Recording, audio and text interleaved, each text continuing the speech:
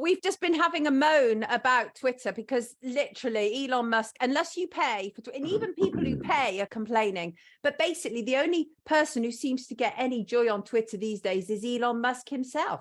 All of his posts get, maybe that's the whole idea. The world's richest man buys the world's marketplace so that he can be heard above everybody else. Oh, wow. Well, I also think it's also to program his AI with that many data points, because it'll be the most cleverest. It'll understand human trends before humans even know what the next trend would be. Yes, I hear that. I hear that. But he's basically killed Twitter. I mean, he's basically killed it. It's literally like I posted the post to say Rise was up about 5 minutes ago and hardly anybody's seen it. And that's because I'm not paying. I'm not paying to play. And that, you know, they were quite serious about it, weren't they? They said freedom of speech, but not freedom of reach. Oh, yeah. That's what they said. That's what they said. So well, I've just posted it now onto my Insta. Well my done. Insta's just as bad. I think I am at the minute. I did a post yesterday actually on AI. It took me 11 attempts to upload it. Every time I uploaded it, Instagram would just shut down and go back to my home screen. No. Yeah, honestly, it took me all day to upload it. And then I probably reached like 0.1% of my followers. That is just, it's nuts, isn't it? It's nuts. But we have Rise, and this is where we find you and you find us. London Lady went to see White Nanny Black Child, which is the film we were talking about last week regarding Yewande, who had been on with us on Rise before. Was it good, London Lady? I bet it was powerful. Grand Risings, Catherine. Hello, Michelle. Good morning. Tinfoil Kong, did you contact One VSP with your address?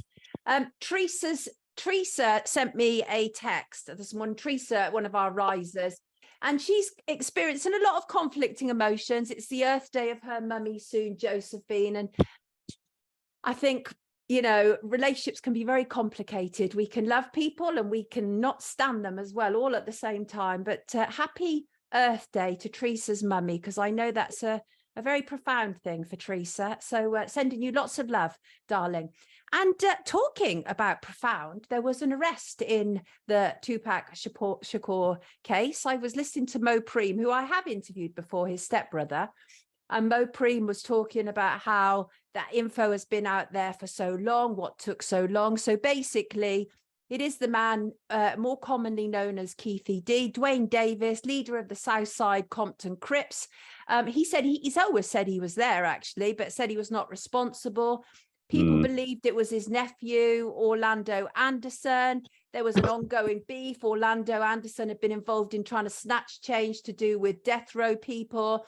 And then at the MGM Grand, when Tupac and Suge were there, they beat, 12 bells. That was at the Tyson fight, wasn't it?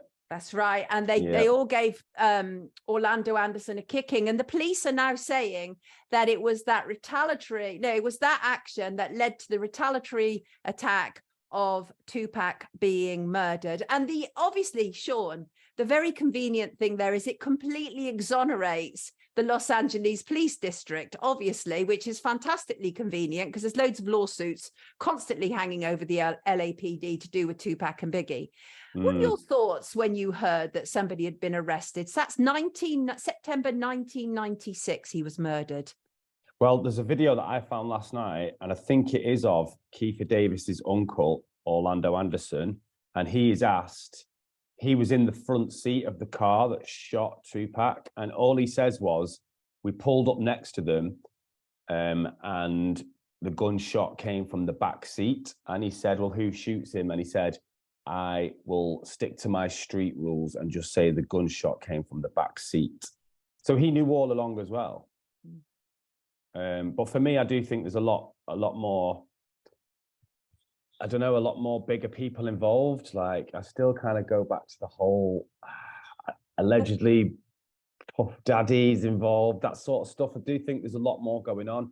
And for all we know, record labels just have seemed to have not been pulled into this at all. Yeah, absolutely. And they're the ones that seem to kill most artists. And let's have a listen to a thought about that provenance of it being Puffy. So the idea was that the whole East Coast versus West Coast fight had become too much. And Puffy had talked to some West Coast guys about this. That meant the street then got involved, and that was then what kicked it off. That's kind of like the idea of how Puffy could allegedly be involved, right? Or is there something else that you know about? that is pretty much it. Yeah. Right. And then back to that famous line that Eminem just says, and it's like something pissed off because Biggie and Pac just missed all this. Should have been there because you just switched wallets. Oh yes, you said that about that before, about that lyric. Yeah, interesting. He's always, and then obviously instantly after Biggie died, Puff Daddy came out with "I'll Be Missing You" and started a whole brand new 20-year plus career as a rapper. And let us not forget that Puff Daddy has recently gone into a generous mode where he's finally started to hand back publishing rights to his artists. And if one was cynical, one might say that Puffy might have seen this coming on the horizon and sought to disperse his finances. Toot sweet. I'm being cynical here. I'm being cynical. Because Puffy is never known to be particularly generous when it comes to money. He has allegations and accusations as long as my arm from his ex-artists who said that he did them wrong. Go on. Yeah, well, actually, the only time I've heard Puff Daddy is good with his money is that he invites all young male artists to his house for a shopping party. And that would include Usher. And the only reason why we know this is because 50 Cent said that when he became big, he got invited to one of Usher's Let's Go shopping parties and refused point blank. Yes, right. Closer to home, Elianne and Andam. Are you familiar with this young lady? This poor 15-year-old girl. Yes. She was murdered last week, Croydon. Absolutely horrendous. So let's see. Today, a 17-year-old boy appeared at Croydon Youth Court charged with murder and possessing a knife. Poor Elianne, she actually was protecting a friend. This 17-year-old was said to be the boyfriend of her friend, and her friend had finished with him and they were on their way to school, and the boyfriend had come and apparently had stolen, those kind of little small teddy bears that school children have, and had stolen that, and Elianne went after it, and then he knifed her in the neck, allegedly. That's what we know about it. And I just have to say that some of my friends in Croydon have asked me to put out a public announcement. Some people are extremely concerned that the media narrative is completely wrong on this whole idea that it is about gang violence and black on black is completely wrong, right? If anything, it is about male violence to females, right? If anything, right? Yeah. But it's so easy for people who don't know the area and don't know what's going on to say, oh, look, black people at it again, gang violence. No, right? These are children, essentially. Please park your prejudice, right? And so tomorrow there is going to be, let me just bring up the details. No, today, actually, Monday, 2nd of October, 5:30 p.m. in the Braithwaite Hall, Croydon Town Hall, Catherine Street. There's going to be a community meeting at 5:30 p.m. about this and how best to remember this child. So please don't take part in the lies about this. There's too many hicks out there, Sean, who've never mixed with anybody except themselves and have no idea about how other people function in big cities. No, there's not. I just want to read something that Screamism wrote, who's a famous producer, and he put, in the heart of Croydon, a tragic tale unfolds, a young life taken too soon in a world so cold. At 15, dreams held within her grasp, yet her voice was silenced in this troubled, tragic clasp. We yearn for change, for a world where justice reigns, for the youth whose dreams were crushed, who bore the gains. In unity will rise, their memories set alight, for the 15-year-olds whose future was stolen from sight. And it does go on more, but I just thought, I saw it last night, and he's a producer, he's not even a writer, but he just felt the need to send insane amount of love. And I want to back that up just by saying I send the same amount to her family as well, and her friends. Absolutely, absolutely. And I know what it does to a high school as well when you lose someone. I know what it does to a whole year of children, and it will affect the whole school.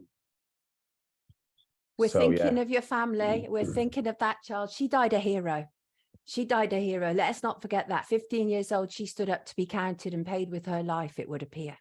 Right, let us move on. The royal family's official website has been involved in a cyber attack. Have you heard about that? Russian hacker Kill Milk says he's out to attack the paedophiles. Say he, that's the name of the hacker. And so attack the royal family and out to attack the paedophiles. I'm saying nothing. And I know. And Sean, I need to raise this up right now because it's really bizarre. A lot of people have come to me. You know, Lucy Letby, the nurse who was convicted of all the heinous crimes. There's a lot of question marks around that conviction, you know. Are you aware of that? I just thought she was fully guilty, so I've not really fully looked into it, to be honest. Right. And there's so much going on at the time.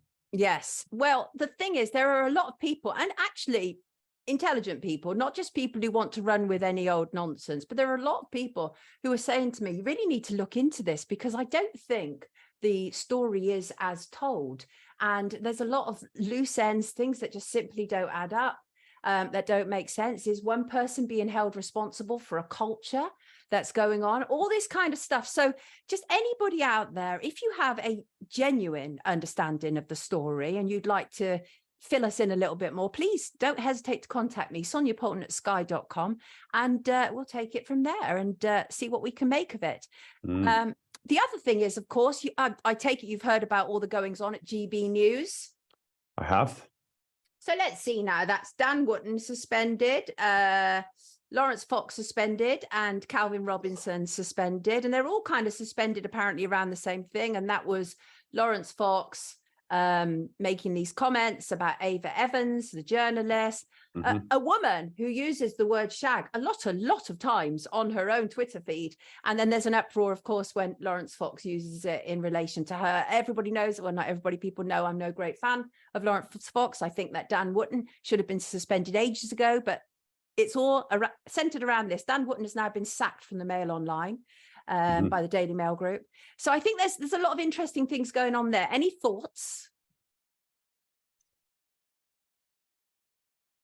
I think a lot worse has been said on TV, and even I think somebody call for Boris Johnson to be killed once on a news show, and so Joe Brand, I think, called for acid in Nigel Farage's face. Yes, we've had that. Somebody else. What was it? There's a lot of. I mean, the thing There's is, a lot. This guy, Jordan, trans-identified male, appeared on Channel 4, stripped, showed off his fake breast and his penis, which he then played the piano with. That was flashing to a mass audience. None of us gave consent. And yet the boss of Channel 4 said it was a beautiful trans moment. So, you know, it's the hypocrisy, isn't it? Like, I don't like Lawrence Fox. I will state that here and now, but it's still a hypocrisy. And I don't like hypocrisy. I don't agree with certain people. James House has just took the words out of my mouth in the comments. James House has just said Lawrence Fox is damaging the freedom movement, if you can call it that. And I couldn't have said it any better myself. Big up James House. Yeah. And the Hub says we'll really miss Calvin's crusade. I can't help but feel that's tongue firmly in cheek there.